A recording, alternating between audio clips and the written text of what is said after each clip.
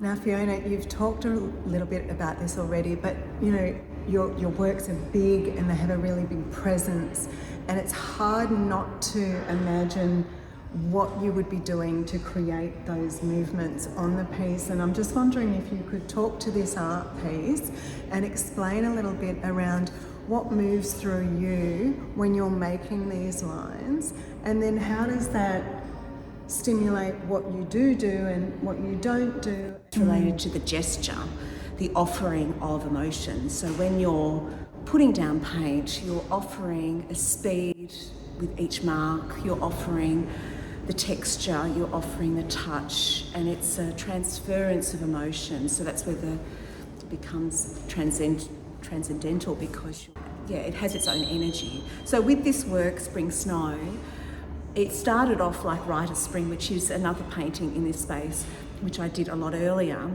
and I was struggling a lot with it, and it just felt too fluffy and open. It just didn't feel, it needed structure. So I lent on Picasso, and I ended up thinking, how did he get structure in his work? So I took a big risk, and I got a whole lot of white and made a massive passage here. So what that did is it created a weight with that white as a solid, but not solid at the same time because it dissolves in sections, but there's enough solidity in it that weighted down in this section, which is quite open. And then I wove and connected and unified the composition with black lines, which linear qualities are important to my work, and they have different tempos, so there's again the movement in it, and accents, when it stops or it becomes harsh, it sort of stops the form, it staples the form and the movement. So there is harder lines throughout where I've found accents. So it's sort of, the Spring Snow, it was sort of like that tension between snow coming and spring. I just sort of felt, like when you see snow go over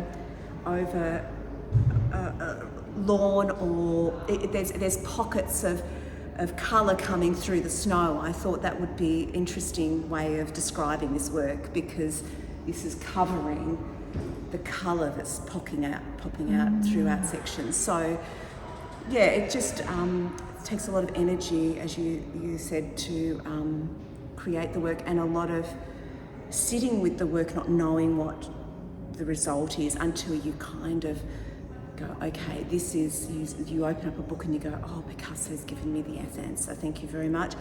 And it's not a copying, but it's just a feeling, though, that will work for me. And you go into the studio and then you create it, and it just finishes itself, and then you have to step back. So there is a lot of anxiety that happens with creating a work. It's not straightforward, it's not relaxing for me, but that's not fine art. That's not how I've been trained. I've been taught to fight for the composition. So that means you're orchestrating art's elements in a way that is sensory, and so there's a lot of interconnections between the heart, mind to some degree, because you need to know the layers of the paint, eye and hand, but I would say the gut and the body as well. So when you're putting down a colour and then you're putting down a texture next to a colour, you're seeing it resonate, the energies of it, and you're sort of orchestrating. It's almost like you're creating pockets of energy and orchestrating that. It's sort of abstract art is like an alchemy. It's not straightforward either, so there's no rules. So there's sort of, with that, there's a lot of anxiety whether it's actually working. So what you have to rely on is your thread and your tightrope. You're a tightrope walker. Is your feeling and where you're trying to go with that. So sometimes I hang on to the concept of the three graces, that is movement, or sometimes I hang on to a concept of the sun on my face, or a dance, or a feeling of concealment, or a feeling of what it is to have a breath, through your body. So you're hanging on to that.